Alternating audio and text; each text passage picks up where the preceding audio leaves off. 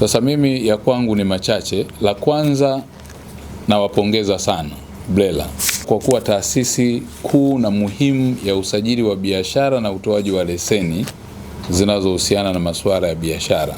Baada ya hizo pongezi, la pili ni kwamba katika usajili wa makampuni swala la elimu ni muhimu zaidi. Naendelea kulipa kipaumbele, na nimefurahi kwamba mkurugenzi mkuu wakati nakuja hapa aliniambia pia kwamba mna studio, na wewe dada yangu umeniambia hapa.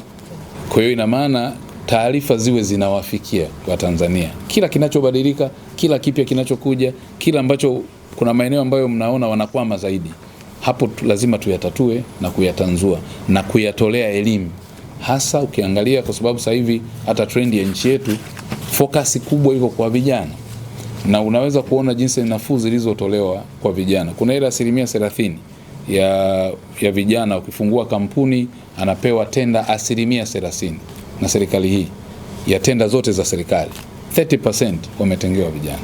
Lakini pia kwa vijana hapo unaona kuna ile wana mfumo wa ukopeshaji mikopo ya 10% kwenye kila halmashauri, na sasa wameshaanza kutoka kwenye halmashauri mbalimbali.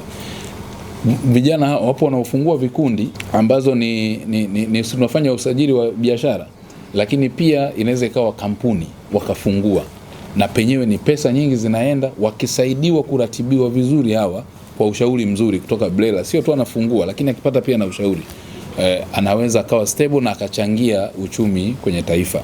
Kwa jambo kubwa sisi ni kutoa matokeo, na kauli yangu na Mheshimiwa Waziri kwa kweli ni kupata matokeo ambayo ni chanya.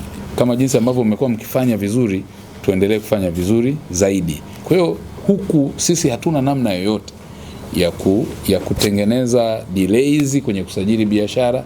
Hatuna sababu yoyote ya kuwa kikwazo, badala yake tukawe daraja badala ya kuwa ukuta katika usajili wa biashara, usajili wa makampuni. Mheshimiwa Naibu Waziri ametoa maelekezo.